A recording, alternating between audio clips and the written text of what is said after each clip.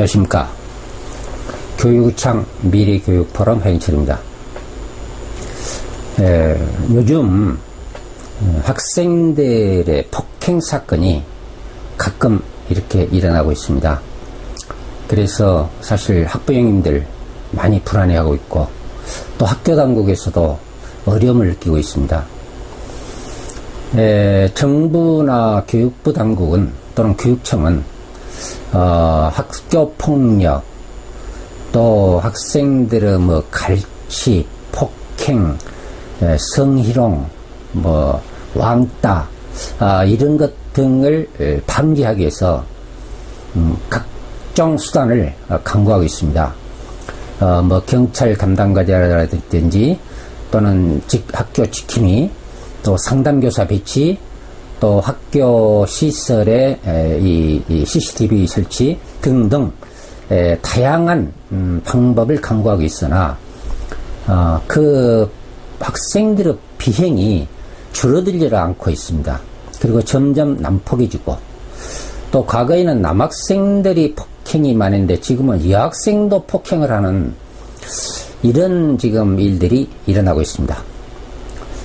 어떻게 하면은 이 폭행을 또는 학생들의 이와 같은 비행을 막을 수 있을 것인가? 이것에 대해서 한번쯤 우리가 생각해 봐야 됩니다. 그러면 이런 학생들의 이런 비행을 막을 수 있는 방법이 있느냐? 저는 있다고 생각합니다. 어렵지 않습니다. 우리 학생들이 학교에 가서 다니면서 가장 가깝게 지내는 것이 친구입니다. 급부입니다. 학급이라는 공간 속에서 친구들과 사귀면서 학교 생활을 합니다. 그래서 가장 중요한 것은 교우관계를, 건전한 교우관계를 갖도록 지도해야 됩니다. 그러면 건전한 교우관계를 갖도록 지도하는 사람은 누구냐? 물론 학교의 모든 선생님들이십니다. 그러나 그 중에서도 가장 핵심적인 선생님이 누구냐고 얘기한다고 하면은 그는 담임선생님입니다. 우리 학생들은 담임선생님의 말씀을 가장 잘 듣는다고 봐야 됩니다.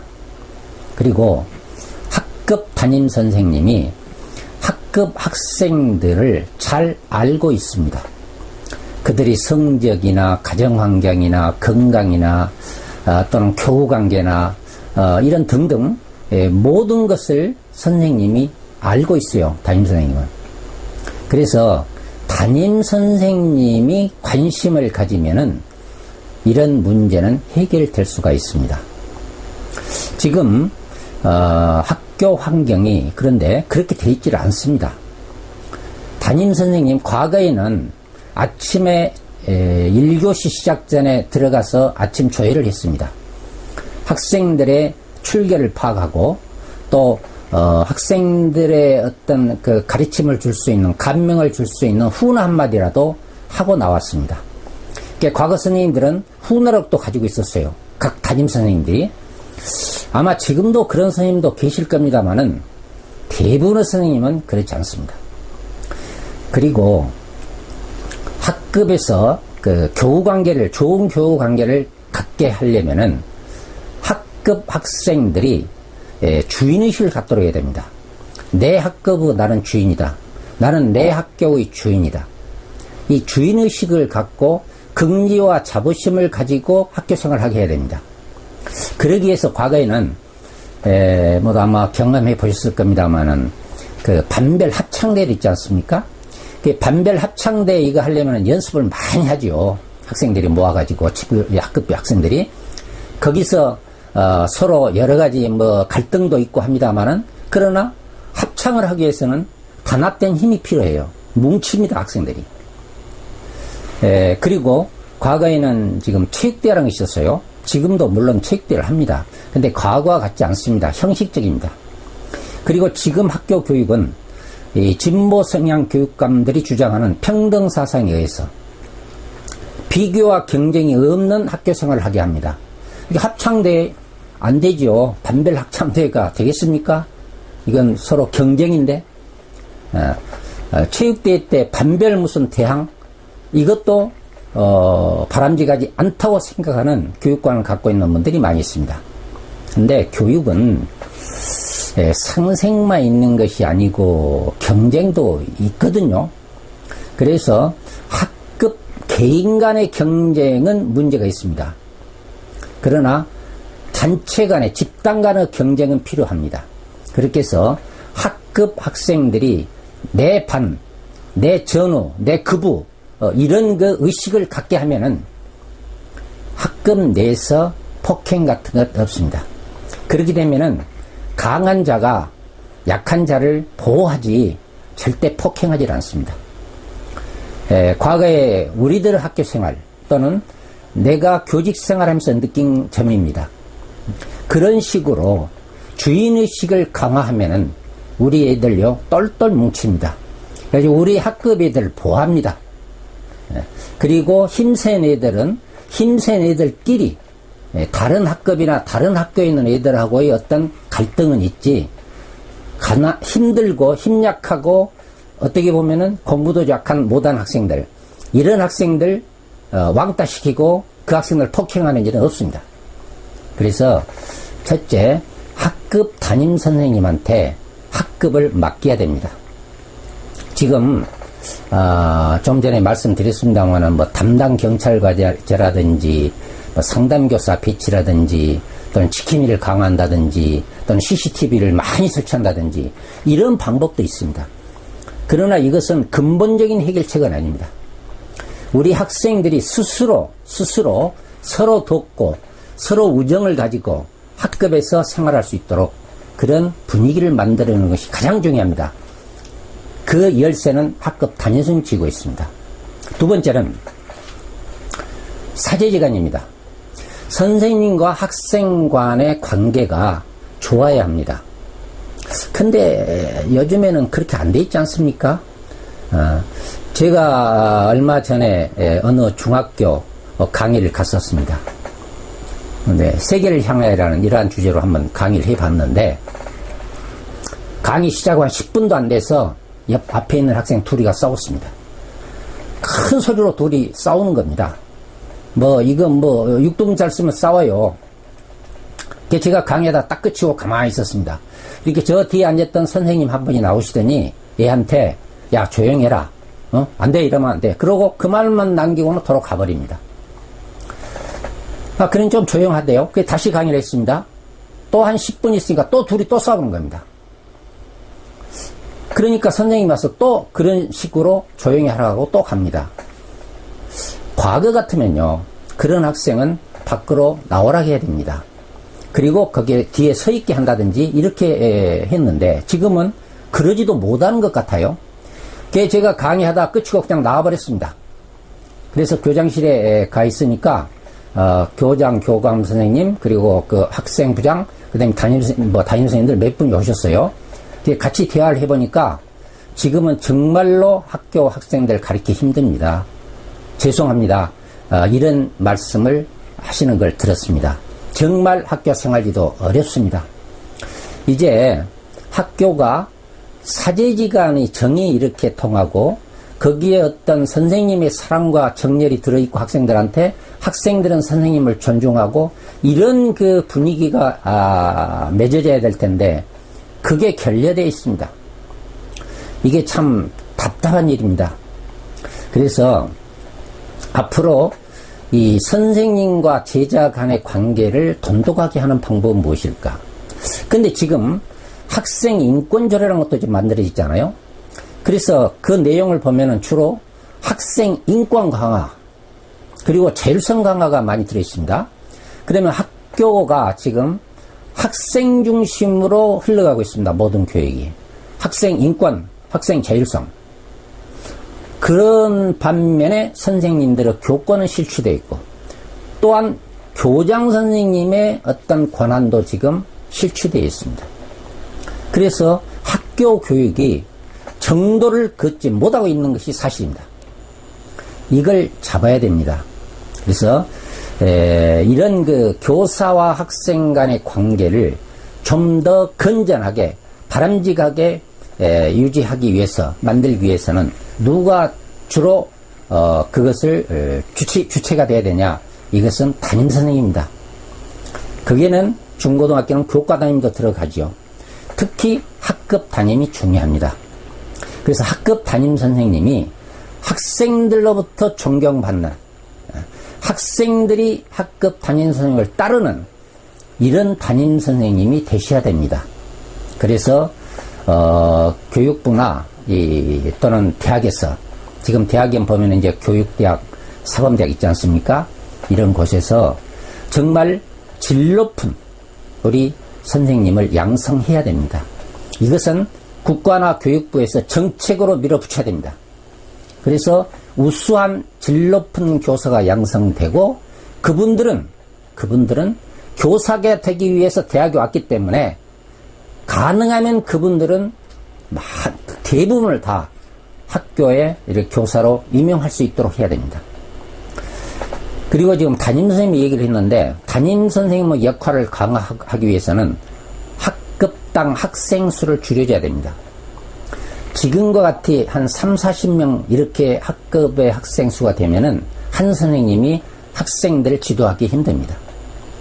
한 20명 정도, 좀 아마 예산 때문에 어려울 겁니다. 그러나 가능하면 학생 수를 줄여줘야 됩니다. 그러면 어떻습니까? 학급 수가 늘어나기 때문에 선생님 수도 또 늘어나게 됩니다. 그래서 요즘에 정말 임용고사를 대비하고, 임용고사 합격에서도 교사로 임용을 못 받고 있는 우리 정말 젊은 선생님들, 유능한 선생님들, 이런 분들이 학교에 이렇게 전부 임용될 수 있도록 이렇게 해줘야 됩니다. 그래서 우수한 또는 선생님, 또 존경받는 선생님, 이런 선생님들이 학교에 임용되고, 그분들이 담임을 맡고, 담임으로서 역할을 충실히 해낼 때 이런 학생 피해는 충분히 막을 수 있다. 그리고 마지막 세 번째가 있습니다. 그것은 교사와 학부모 간의 이 정보 교환이 잘 이루어져야 됩니다. 그런데 지금은요, 또 학교 환경이 참 잘못되어 있습니다. 어느 학교는 학부모를 일치 학교를 못 오게 하는 학교도 있습니다. 특히 명절 때, 이런 때는 학부모 출입을 딱 금합니다. 학부모하고 선생님, 특히 담임선생의 관계가 잘 이루어져야만이 학생 교육이 잘 됩니다. 과거에 제가 경험해 보면은 가정방문을 한번 했던 학생과 가정방문을 하지 않았던 학생의 그 태도를 보면 달라집니다. 학생이요, 자기 집에 가서 부모님을 만나 뵀다, 자기 집을 오셨다, 이거 하나의 사실만 갖고도 학생이 변합니다. 많이 변합니다. 그래서 선생님과 학부모 간의 유용한 정보를 많이 교환할 수 있는 그런 어떤 장치를 만들어 줘야 됩니다.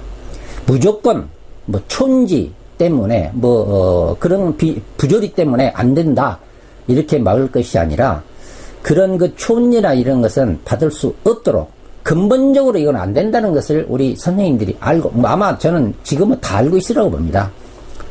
선생님들이 촌지 때문에 이 문제를 일으킨 선생님은 소수에 불과합니다. 1997년, 9년이죠.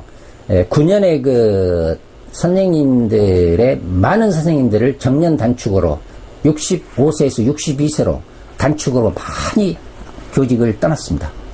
그때 교직을 떠나게 하면서 이유가 뭐였느냐? 촌지 문제로부터 시작을 했었습니다. 그때 참 부끄러웠습니다. 그런데 촌지가 큰 문제는 아닙니다. 그리고 일부에 국한된 이야기입니다. 너무 우리 선생님들을 촌지라든지 그 외에 여러 가지 어떤 부정행위에 의해서로 선생님들을 이렇게 몰아붙이면은 우리 선생님들의 교권이 실추됩니다. 교단에 쓸 수가 없습니다. 학생이 존경하지 않고 학부모가 존경하지 않습니다.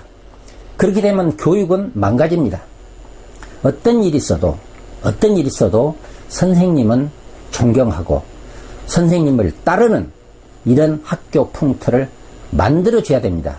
그것은 정부도 해야 되고 정치 분야에서도 해야 되고 특히 언론에서도 그렇게 해야 됩니다.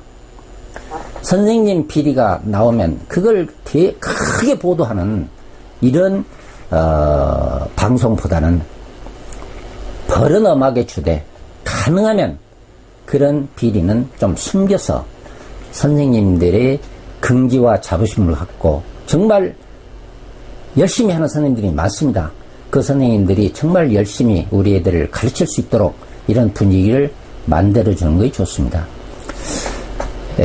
결론적으로 말하면은 학교 학생들의 학습이나 또는 생활지도 이런 문제를 해결할 수 있는 키를 쥐고 있는 사람은 학급 담임입니다. 다른 분은 할 수 없습니다. 물론 할 수도 있겠죠. 그러나 가장 효율적이고 가장 실효적으로 할 수 있는 사람, 이 사람은 담임선생님이기 때문에 담임선생님에 대한 어떤 대우도 해 주셔야 됩니다. 그래서 교육부에서는 교사 양성기관에서부터 질 높은 교사를 양성하고 그분들이 학교로 임용될 수 있도록 교사 수급계획을 잘 세워주시고, 그리고 그러려면은 학급당 학생 수를 줄이고 그 학급에 담임선생을 임명하고 그 담임선생님이 학급의 모든 것을 책임을 질 수 있도록 이런 학교 교육 풍토를 만들 때 우리 학생들의 비행, 요즘에 말하는 폭력, 폭행, 성희롱, 왕따, 은따, 갈치, 이런 비행은 어느 정도 예방이 가능할 겁니다. 이런 점에 대해서 관심을 갖고 앞으로 정부나 정치계 또는 교육부에서는 앞으로 우리 학생들의 생활지도 문제에 대해서 어떻게 풀어나가는 것이 가장 합리적이고 가장 효과적인가, 이런 것을 다시 한번 깊이 있게 생각해 주시기를 부탁드립니다. 마지막으로 담임만이 학급 담임 선생님만이 학생들의 생활지도 문제를 해결할 수 있다. 이 점을 강조하면서 오늘 마치겠습니다. 감사합니다.